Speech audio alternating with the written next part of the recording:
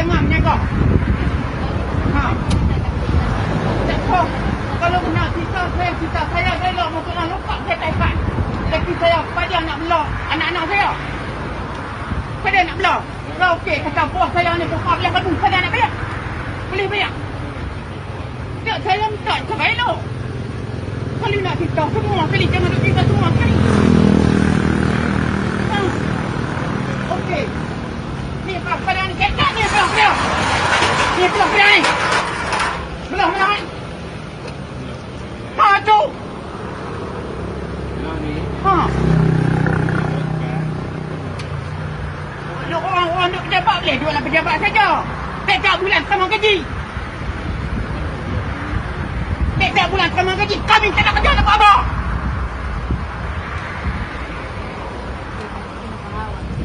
Ya, faham eh? Bukan tak faham. Memang faham. Ha, habang sudah lah sini. Tengok belah mana ha. Tengok belah mana. Tengok belah mana tengok. Belah tanah sendiri. Itu awak kata boleh. Ni tak boleh berapa? Kira ni pakcik pun boleh gerakkan je. Tapi ni nak boleh apa? Kena juga. Orang tak jadi penyamun tak apa dah. Dan menjaga. kami main baik-baik kecil. Harap tak panjang. Saya faham. Saya menjaga tanah sendiri bukan tanah beneran. Beneran kita tak luar.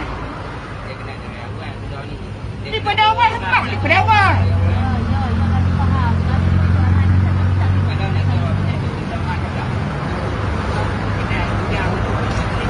Semua sekali dah dengar. Dia bilang ujung orang sampai ujung yang menjaga. Ni tanah ni tak boleh jaga. Tanah boleh jaga. Tepi boleh jaga. Tepi ni saya boleh jaga. Lacak seorang-seorang tang tak ada tak nak lesen. apa nanti saya usulkan kat dia petang. Ha, ucap dulu kat lebar baru saya. Saya takkan tidak. Ya, lesen saya. Saya tu cakap lain lah, cakap lain.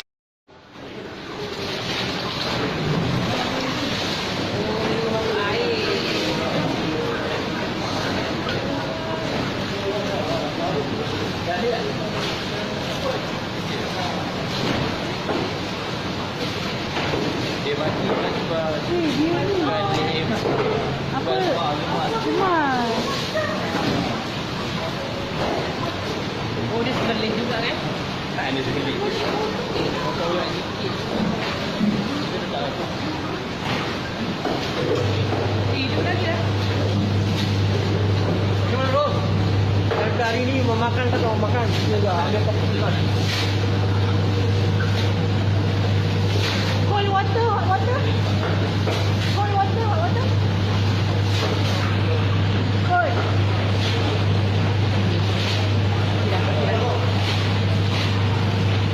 Dia bukan. Ambil rumah yang dia nampak dapat kat lantai.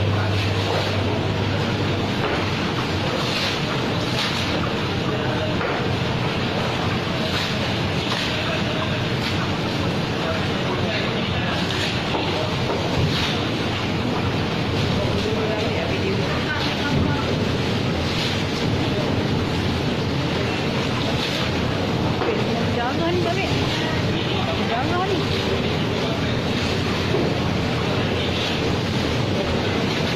Oh, kami ni mati dah ni.